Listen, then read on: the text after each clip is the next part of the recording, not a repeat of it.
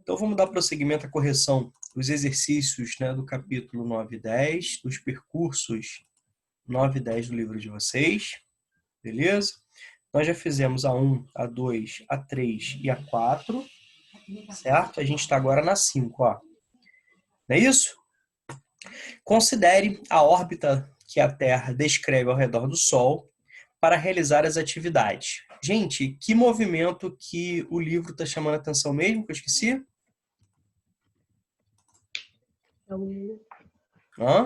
Quando ele fala, olha só, a órbita que a Terra descreve ao redor do Sol. Ele está se referindo ao que mesmo? Acho que é translação. O movimento de translação, não é isso? Que tem uma duração aproximada aí de 365 dias, certo? E ao longo desses 365 dias, nós temos o quê? As chamadas estações climáticas ou estações do ano. Quais são mesmo que eu esqueci? Da ordem ou do precisa? Não precisa. Tá, verão, primavera, inverno e outono. Solstício de verão, solstício de inverno, equinócio de verão e equinócio de inverno. Tudo bem? Legal? Certo? E a gente vai discutir isso aqui. Não vou me antecipar muito não, porque a gente vai ter, ao longo dos itens, né, para serem respondidos, a gente consegue fazer uma revisão assim bacana, tá legal? Vamos lá. Descreva. Quando fala descrever, é falar sobre, né, dar características, aspectos, falar sobre. Como se manifesta a atual estação do ano? Qual estação do ano que nós estamos mesmo? Inverno ainda? A gente está no inverno. E até quando vai o inverno no hemisfério sul, a gente se encontra? Eu acho que dia 21 ou dia 7. Dia 23 de setembro, quando começa o equinócio de verão, ou seja, a primavera. Tá certo? Então, ó, a estação que nós estamos, tá? Ela começou no dia 21. Vou botar aqui, ó. Ela começou no dia 21, aqui no hemisfério sul, né, gente? No dia 21 de junho, tá? 21/6. Isso aqui é importante. Hemisfério sul. Tá legal? Hemisfério sul. Não pode abreviar isso não, tá? Oi? Esqueci de falar, esse é aniversário 2 de setembro, né? 2 de setembro. Ok, estou descobrindo onde é que você mora com os queijos, para enviar os queijos. Sofia já se adiantou, filha. Aqui, vamos lá então. Posso pedir a localização para minha tia. Aqui, vamos lá. Mas assim, seria bom eu pagar para ela e mandar ela entregar direto para você. Que eu que não vou te entregar nesse fim de mundo que você mora. Não, vamos lá então. Vamos voltar aqui. E vai até o dia 23, né? O dia 23 de setembro, 23/9, tá? Aqui a gente está falando, né? Do solstício de inverno, tranquilo, que é a estação atual, tá? É a estação atual que nós estamos. Então a gente está nos meses de médias térmicas, né, menores, e vai até o dia 23/9, isso tudo no hemisfério sul, tá bom? Aí tá perguntando se faz frio ou calor, se há chuva ou período de seca, né? Vamos lá. A grande predominância no Brasil é de clima tropical. E o Brasil, por ser um país muito diverso, tanto em extensão territorial, em proximidade, né, do litoral, em afastamento do litoral, apresentando relevos variados, apresentando, né, formações vegetais variadas, tendo seu território impactado, né, influenciado por 5 massas de ar, ou seja, nós temos uma infinidade de fatores que interferem nas características climáticas, mas com uma grande predominância de clima tropical, certo? Aqui em Friburgo, né, predomina-se o chamado clima tropical de altitude, certo? Então, a questão está perguntando, né, se faz frio ou calor. É o momento das médias térmicas mais baixas. Vocês concordam? Tudo bem? Então é o momento aqui que se espera, né, os meses mais frios, com os dias mais frios, com as madrugadas mais frias, particularmente Friburgo, ele se destaca, né, o município de Friburgo se destaca quase todo ano por, em determinados momentos, apresentarem médias térmicas que são as menores do Brasil, né? Nós temos uma central climatológica. Oi? Eu estava vendo esses dias uma reportagem que vai ter algum lugar no Brasil que talvez neve. No sul. No sul, só que vai ter uma frente fria que é tão grande que você via há cerca de 30 anos. 40, há muito tempo. Aí você vai a frente não vai ser tão fria, mas vai ser grande. Ele vai abranger o país tudo, vai fazer 15 graus no norte. Então, vamos devagarzinho. Depois a gente volta para a questão. Vamos comentar o que vocês falaram. No sul do Brasil, mais especificamente nas serras de Santa Catarina, né, as serras catarinenses e nas serras gaúchas, o que acontece? Além do fator serra, do fator relevo, do fator altitude, certo? A gente precisa entender também o maior afastamento do Equador, né, as maiores latitudes em relação ao restante do território brasileiro, certo? Então, juntando esses dois fatores, né, e um afastamento do litoral também, levando sempre em consideração que o mar ele é um fator de equilíbrio térmico, né, a água em si é um fator de equilíbrio térmico.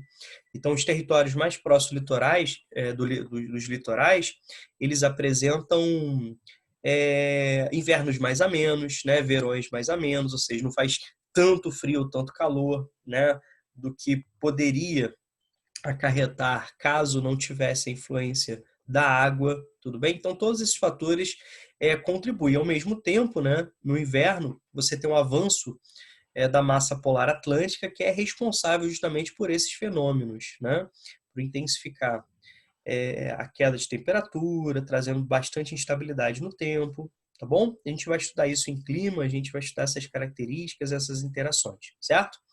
Mas voltando aqui para Friburgo, Friburgo tem em Salinas, né, uma central climatológica. E durante o inverno ela vai registrando ali temperaturas que chegam até, né, próximo a 0 graus, nos momentos mais frios, né, geralmente ali na madrugada. No ano passado teve um dia que registrou -7 em um lugar? Cidade? Não. Acho que não foi, acho que foi 7. -7 não. Já acho que é um pouquinho exagerado. Temperaturas assim bem próximas, né, a 0 graus. Esse ano, por exemplo, já foi registrado 2, né, lá na região de Salinas, né, foi registrado, acho que foi mês passado, né, a gente está em julho, foram registrados 2 graus Celsius numa madrugada. A gente está em julho, não, professor, a gente está em agosto.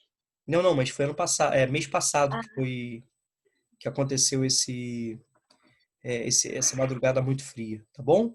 Em relação à chuva, o que nós sabemos, né? Que durante o inverno nós temos escassez de chuvas, né? Quando comparados ao verão, certo? Então a gente está aqui, ó, no período aqui seco, né? Quando a gente fala de chuva. Não sei se vocês perceberam que é o momento também onde a gente tem problemas seríssimos relacionados a queimadas, né? Inclusive está rolando hoje. Está rolando, infelizmente, locais com queimadas, né? Os bombeiros estão tendo bastante trabalho, bastante... Vi reportagem também sobre Amazonas. Amazônia? Eu não vi. Tinha visto lá, mas não lembro do que tava falando. Não, você tava falando que tava começando também a ter queimado, tipo, tava tendo queimada. Então, no centro-oeste brasileiro, onde predomina o clima tropical típico, né, o clima tropical semiúmido, esses meses, né, são meses muito secos, esses meses que a gente está por agora. São meses muito secos. E a vegetação de cerrado é uma vegetação que apresenta como característica, né, natural incêndios naturais, né, incêndios espontâneos. E há uma adequação a isso, há um equilíbrio para isso, né? Aquela biodiversidade está adequada a isso. O problema é que essas épocas se aproveitam para fazerem muitas queimadas criminosas, né?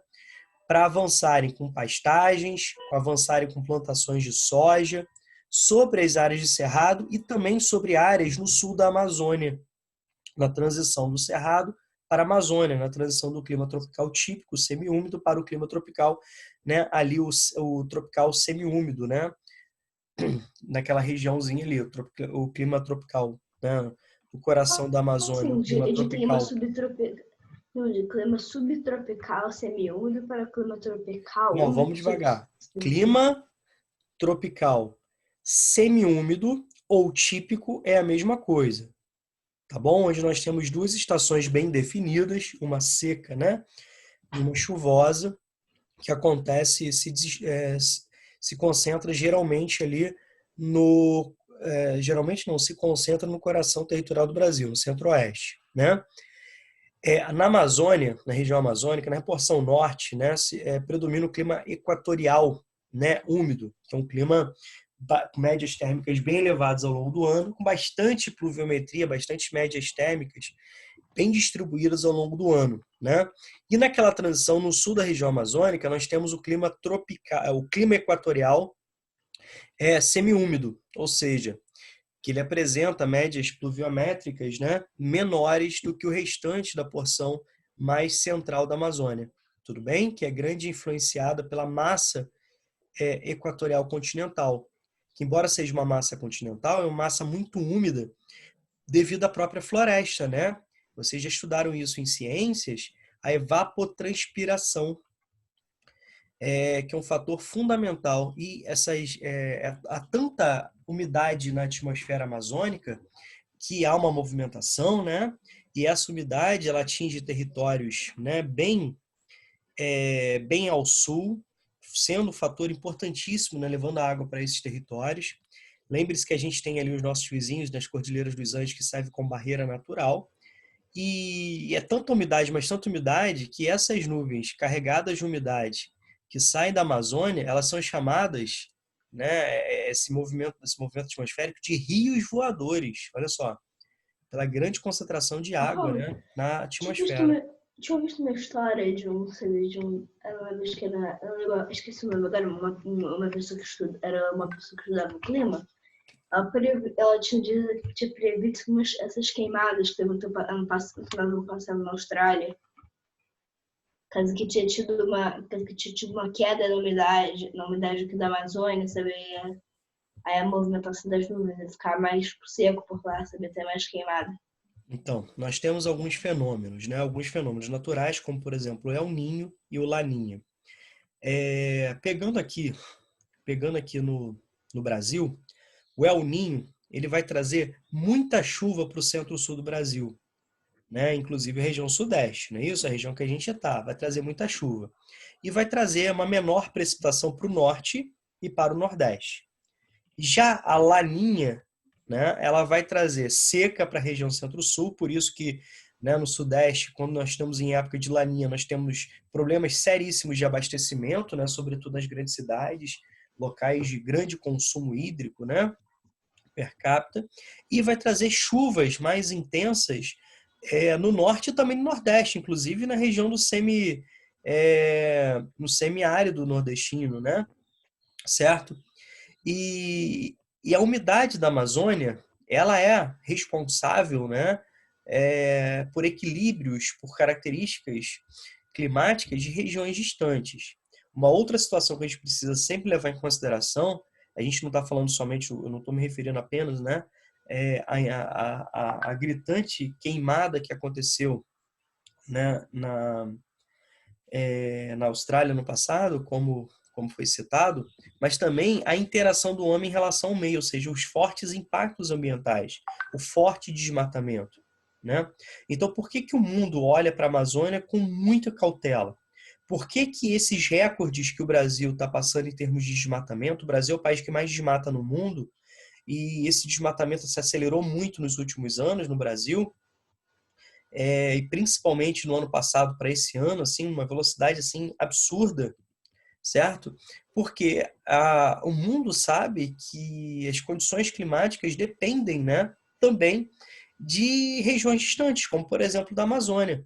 Então existe até o chamado Fundo Amazônia, onde Alemanha, Noruega, Suécia, né, entre outros, eles eram grandes patrocinadores, mas pelo fato do Brasil, né, estar com essa política ambiental extremamente nefasta, esse Fundo Amazônia está com risco, né, severo, porque esses três países que eu já citei já falaram que não estão não vão, né, chegar junto da forma que chegavam, em decorrência disso.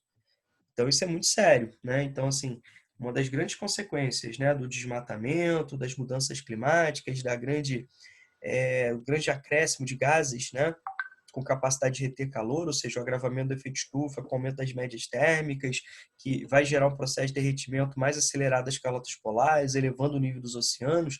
Tudo isso vai trazendo mudanças, né, climáticas e, consequentemente, trazendo, né, prejuízos severos, alterações severas, como alagamento de cidades litorâneas e, inclusive, colocando em risco a própria capacidade, né, de produção de alimentos. Então, assim, extremamente preocupante.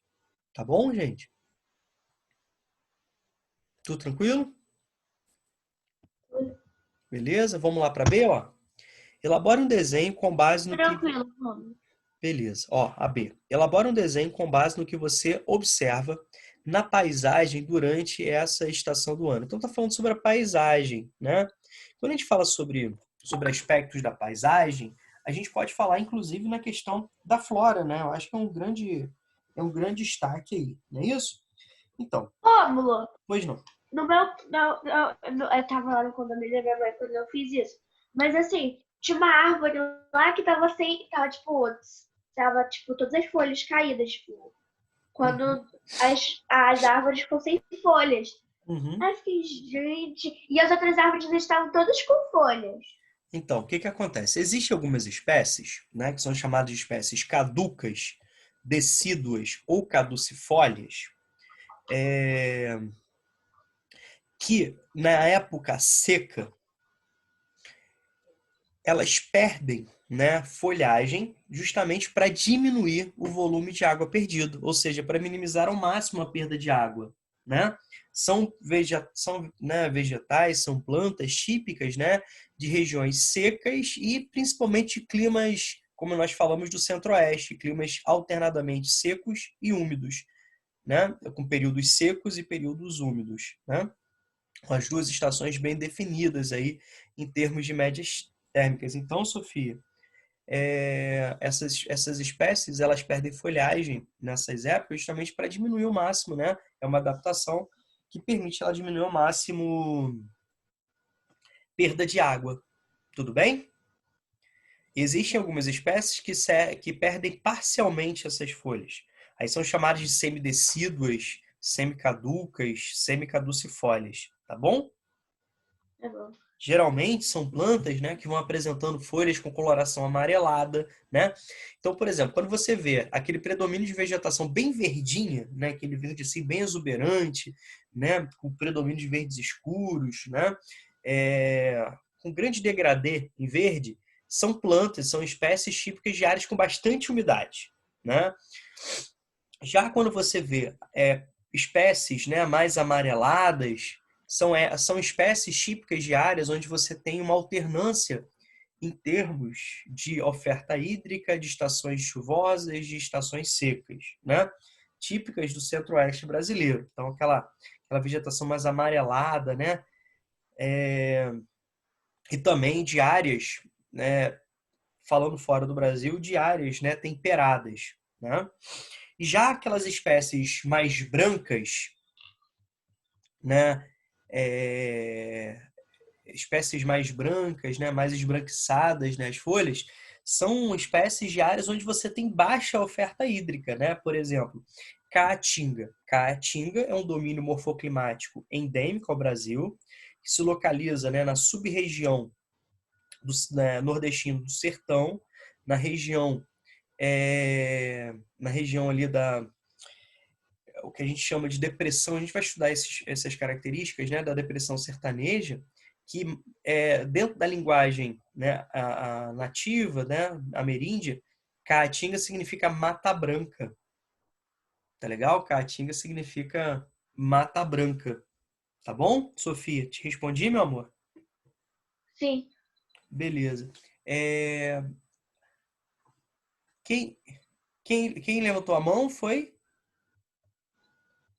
Alguém quer perguntar alguma coisa? Não. Acho que não. Não? Então, beleza. Então, o que acontece? O que eu quero que vocês entendam? Ao longo, né, embora o Brasil predomine né, o clima tropical, ao longo do ano há diferenças, né, perceptíveis nas estações, tudo bem? Mais ao norte do Brasil, essas diferenças nem são tão perceptíveis. À medida que a gente vai aumentando a latitude, a gente consegue perceber mais diretamente essas mudanças, né? É no clima temperado que você consegue perceber as 4 estações bem definidas, né? No nosso território em si, em grande parte dele, a gente não consegue perceber claramente essas 4 estações, mas a gente consegue perceber sim, né? Mudanças de luminosidade, as médias térmicas também são alteradas, as precipitações também, né, se alternam, né, ao longo das estações, o que influencia diretamente em vários aspectos da paisagem, inclusive que a Sofia destacou aí. Tudo bem? Então o desenho de vocês, ele tem que destacar isso, as variações de luminosidade, as variações de temperatura, né, as variações de precipitação. Isso traz mudanças, né, na paisagem, sobretudo na vegetação. Tudo bem, gente? Na B aí, tudo tranquilo? Uhum. Tudo tranquilo? A C está pedindo, em que dia se inicia a próxima estação onde você vive? Então nós já até marcamos, né? A próxima estação, né? A próxima estação ela começa aqui, ó. É o equinócio de verão, né? Também conhecida como primavera. Ela inicia aqui, ó, no dia 23/9. Vamos aproveitar e fazer uma revisão? Certo? Vamos pegar aqui, ó. A gente já viu que o inverno, né? O solstício de inverno, ele começa no dia 21 de junho. A gente está falando de hemisfério sul, hein? Ele começa no dia 21 de junho, vai se estender até o dia 23 de setembro, certo?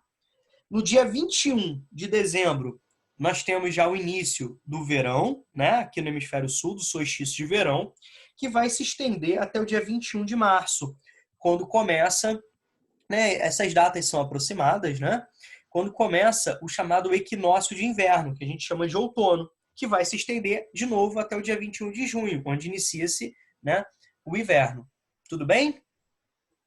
Uhum. Beleza? Vamos para C? Em que dia... Ah, não, já sei, nós já fizemos, né? Agora é a D.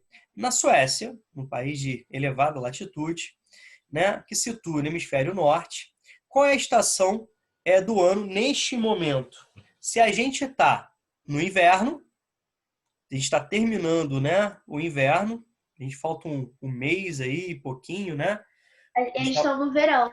Né? Isso aí, para a gente falta um mês e pouquinho para terminar o inverno. Lá, meus amores, eles estão no solstício de verão, né? Eles estão no verão, não é isso? Sim, Tudo tranquilo? claro. Beleza. Então, meus amores, eu acho que é isso, né? Tá chegando o final da nossa aula, nosso tempo está esgotando aqui. Vocês têm aula agora também, né? De matemática, eu acho. Não, é história. Não, história. Mudou ou não? Não, Sempre assim. foi? É.